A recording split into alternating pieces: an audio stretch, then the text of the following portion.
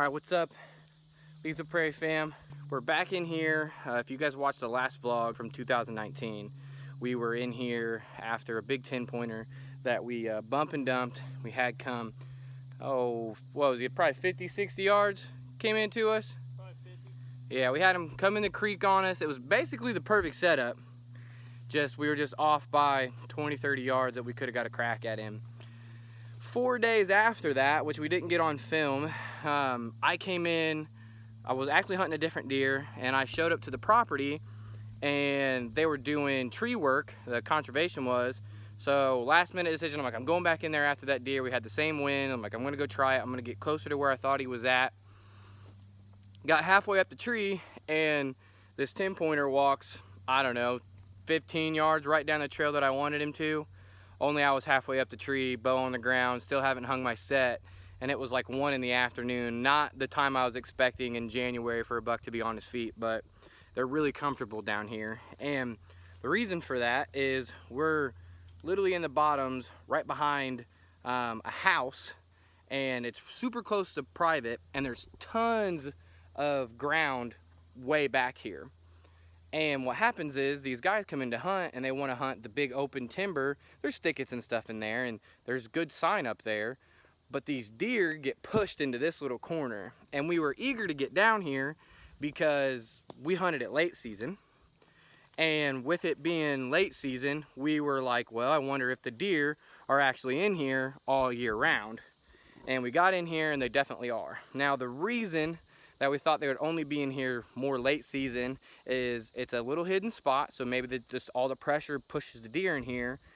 And then there's tons of locust pods in here, and we were like, it's a great late season food source, so they're probably just getting pushed in here late season. We came down here today. We have 3 cameras we're gonna hang in this little spot. Hung a camera up on the top of this hill here. Like I said, we're in the bottoms, so we just hung a camera up there. We come down here into this bottoms, and this is where we're actually going to set up and try to actually shoot this deer. We have his tracks, or big tracks at least, and this creek down here, some good buck tracks in it, so that's pretty exciting. If I was a big buck, I'd live here. Yeah, I mean, it's perfect. It's super thick, and that's why we brought the tree stand down here, because there isn't really trees to get in. I mean, it's thick, you can't get very high. Most of these trees are either really small or dead, so there's not a lot of options to shoot to where you need to get to. One of the options in here, depending on what our trail cameras tells us, might end up sitting on the ground.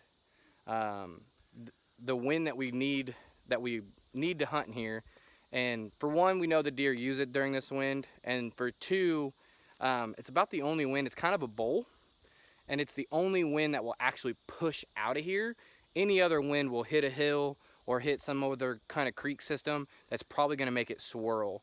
So we're either going to have to hunt it on no wind while we, in the morning waiting for thermals, or that south, southeast, southwest. Southwest is pushing it. Southeast, but southeast. South-southeast wind, and we don't get a lot of east winds. No. The strategy in here is, and this is kind of why I pulled the camera out and wanted to do this for Instagram real quick, is we got down in this bottom, and we have this buck's track in 2 different creek crossings. And one of them is there's a lot more trails on this side, but if we set up for a south wind or any south wind, there's a good chance that he's going to be able to smell us before we get a shot, if he's coming off of that trail. So, and I don't like to do this, I'm minimalistic as I can be, but we know he's in here. We've had several encounters with this deer. We know no one else hunts this spot.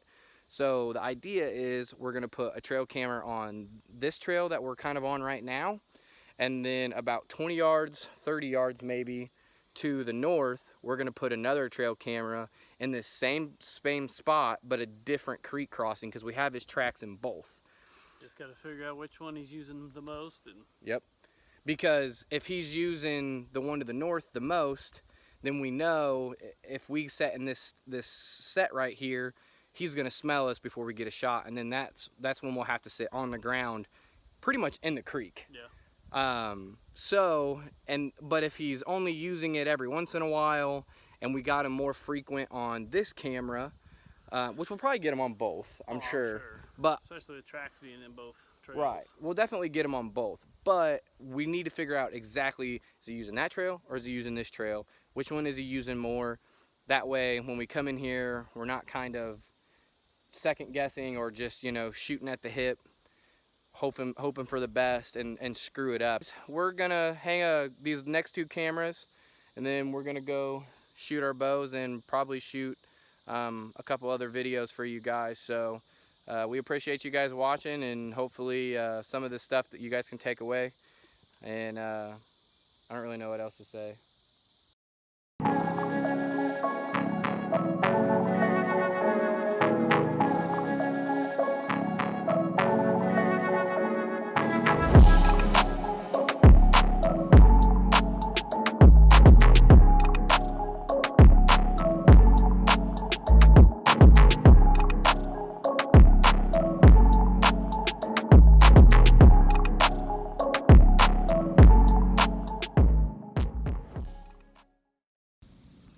Alright guys, we ended up doing an observation sit tonight. So to check this out, we're going to be dropping a podcast hopefully this week on YouTube. So if you want to see what we see tonight, make sure you go and check that out on our YouTube page. And we always appreciate you guys watching our stuff. Make sure you like, comment, subscribe, share, and definitely subscribe to our YouTube page. We're going to be dropping a lot of content on there. So like always, Not harder. scout harder.